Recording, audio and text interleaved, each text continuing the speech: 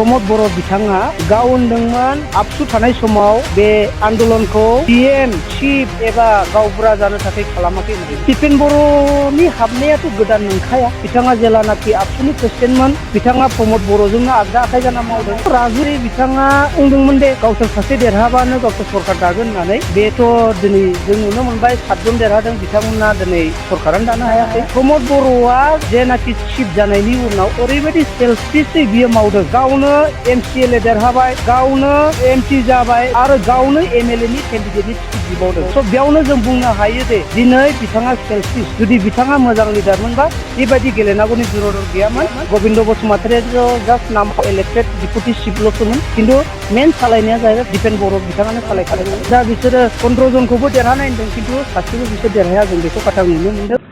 जोङो फैगौ आसाम इलेक्सनाव, आसाम एसेम्बलि इलेक्सनाव जोंनि नैबे जिथु 19 नं सिडली बियाबनियाव एलएसियाव जों बिराद थाग्रायैनो बिराद स्ट्रङैनो जों प्रिपेयार खालामनानै दङ आरो जों देरहानाया खाथां, जों बेखौ बुंनो हायो।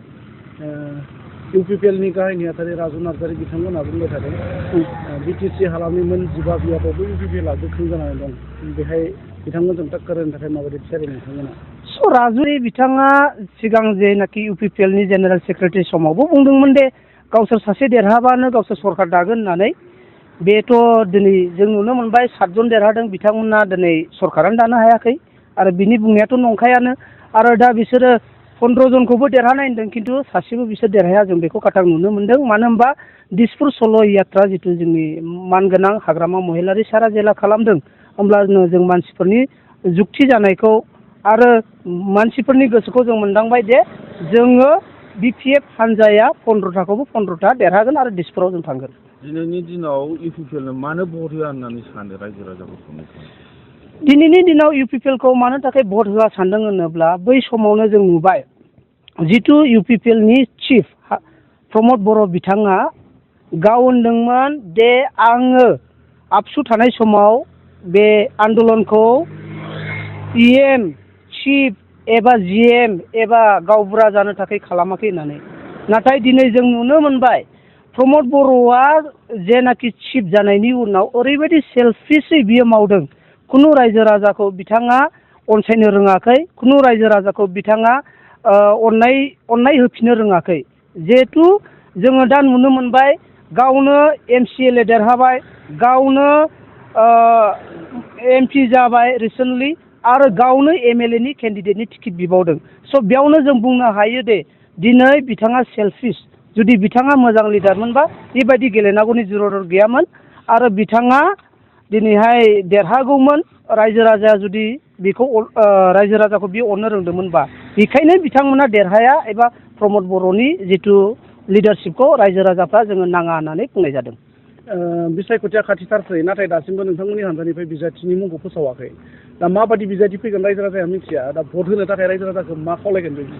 स' जोङो रायजो राजाखौ बेखौनो खावलायगोन जिथु जोंनि बिपिएफ दोलोनि हायार अथ'रिटिया जे बिजाथिखौ सायख'गोन बे बिजाथिफोरखौनो नोंथांमोनखौ गोसो मोदोम जिउ होनानै सापर्ट हो आरो मदद हो। नोंथांमोननि आसिखौ नांगोलनि सावगारियाव थुनानै हो। जिथु 9 एप्रिलाव भट जानो गोनां बे भटआव नोंथांमोना नांगोलनि सावगारियाव भट होनानै जोंनि 15 जन एमएलएखौ नोंथांमोनखौ देरहाहोनो थाखाय आं खावलायनाय थाबाय। बावैसो सान सिगां एबसुनि एक्स प्रेसिडेन्ट होनजायो दिपेन बर' बिथाङाबो इउपिपिएलआव हाबबाय। दा बे हाबनायजों लोगोसे माबायदि गोहोम गोलैगोन नोंथांमोननि बिपिएलआव? स' दिपेन बर'नि हाबनायाथ' गोदान नंखाया। बिथाङा जेलानाखि आबसुनि प्रेसिडेन्टमोन बिथाङा प्रमोद बर'जोंनो आगदा आखाइ जाना मावदों। हयथ'सो जों बुंनो हायो बिथाङा डिपुटि चिफ बायदिमोन। गबिन्द बसुमतारियाथ' जास्ट नामाव इलेक्टेड डिपुटि चिफल'सोमोन, खिन्थु मेन सालायनाया जाहैबाय दिपेन बर' बिथाङानो सालायखादोंमोन। दा बिथाङा दिनै नैबे ओनसोलनिफ्राय नोंथांमोननि बिपिएफ सरकारनिफ्राय बास हगारना होबाय स्टुडेन्टफोरनि थाखाय स्पेसियेलि। बै समाव इउपिपिएलनि समाव प्रमोद बर'आ हगारनो होननाय खोथा होदोंमोन, नाथाय हगाराखै। नोंथांमोननि समनिफ्राय हगारबाय। दा माबायदि सुबिदा जादों होननानै सानो नोंथाङा? स' दिनै प्रमोद बर' बिथाङा जेलानाखि चिफ जादोंमोन इउपिपिएलनि, बिथाङा बुंदोंमोन दे आङो बेंटल कलेजाव गाव थांनानै स्टुडेन्टफोरनि सिगाङाव बुंदोंमोन आङो बासखौ गंनै हरनाय जासिगोन।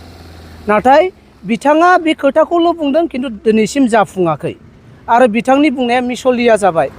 नाथाय दाखालि जिथु जोंना बिटिसि बिसायख'थियाव हाग्रामा महिलारि सारा जेलानाखि दादगारि हाथिसाराव गाव हेलिकप्टारजों मिटिं लाफैदोंमोन, बे समाव आङो बे बिपिएफ हाथिसार बिपिएफ प्राइमारिनि जेनेरेल सेक्रेटारि जानानै बिथांनो बे इस्युखौ बुंदोंमोन दे बासखौ जोंनो नांगौ सार, बेयाव लाइस' फाइस' खालामनो स्टुडेन्टफोरनि थाखाय खस्थ' होननायाव बिथाङा बास गंनैखौ जोंनो जासिदों आरो बिथाङा बे बास गंनै जासिनायखौ दिनै मोगथां महराव दाख्लि जाफुंहोबाय आरो जोङो बास गंनैखौ मोननो हाबाय।